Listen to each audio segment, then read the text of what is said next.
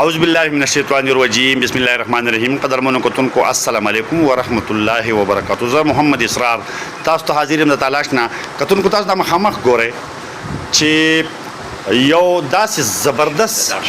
سیټینګ شوی دی د مشرانو د ناستې لپاره. دا سیټینګ زه تاسو ته ښیم دا د دې ځای نه شروع دی. ډبل بالښتونه او تکیهګانې چې کوم دی نو دا لاندې کېښودې شوي دي او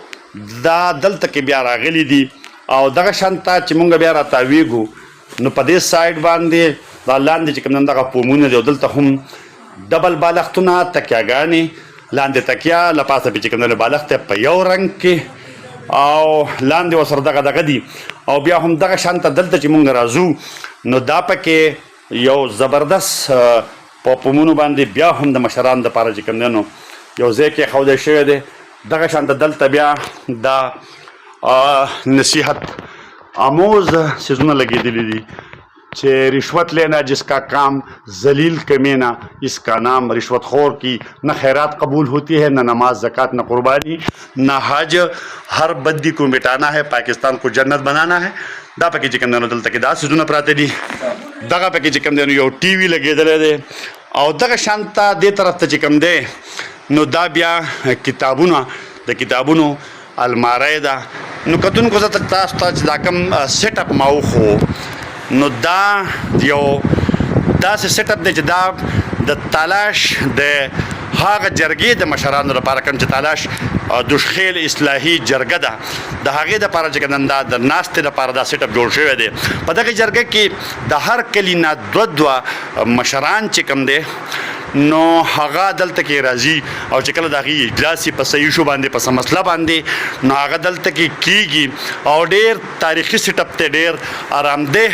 د ناستې دپاره چې بیخي پې چې کوم دی نو مشران نه تنګېږي. دا وخت موږ سره دا سیټ اپ چې چا کړی دی د تلاش اصلاحي جرګې جنرال سیکرټري چې دی په څه وخت کې چې کوم دی نو صدر هم پاتې دی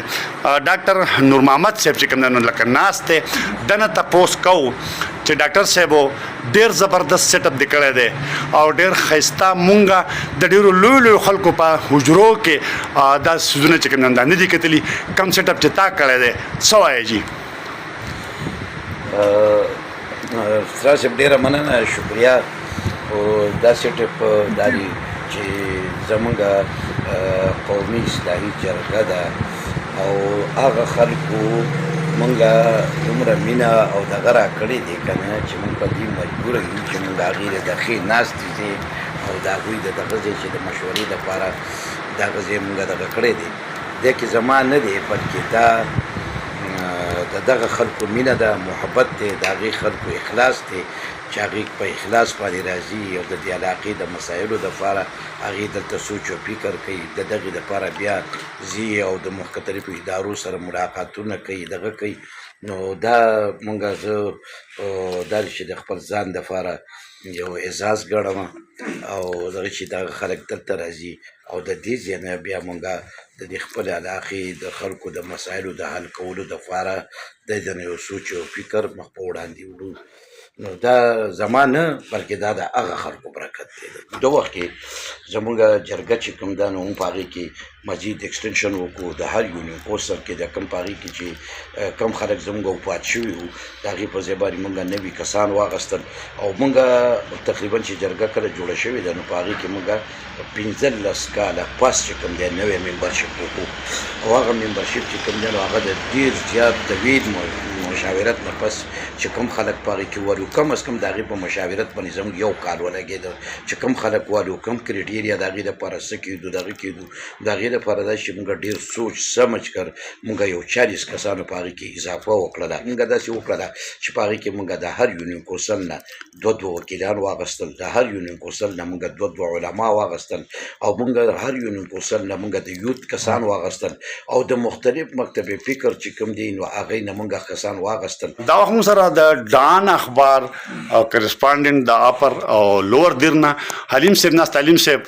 په یو منټ کې دا سیټ اپ چې کوم تاسو وکړو د دې په حواله څه وایي؟ سیټ اپ چې تاسو وښودو نو هغه خو دوی دا سیټ اپ په خپله باندې هغه خپل اظهار کوي چې یاره زما خیال دی د ډېرو غټو غټو نوابانو د خانانو حجرې مونږ لیدلې دي خو د مشرانو د کېناستو دپاره چې کوم سیټ اپ دلته ډاکټر صاحب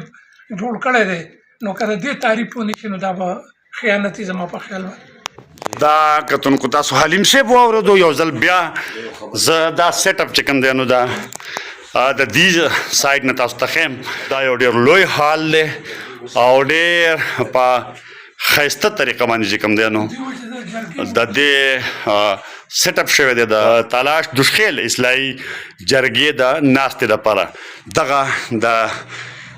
قومي اصلاحي جرګه تلاش دوشخیل چې کوم د امن او د ترقۍ نښه ده دا د هغې دپاره د ناستې حال و چې تاسو وکتو الله دې دا مشران او دا ځای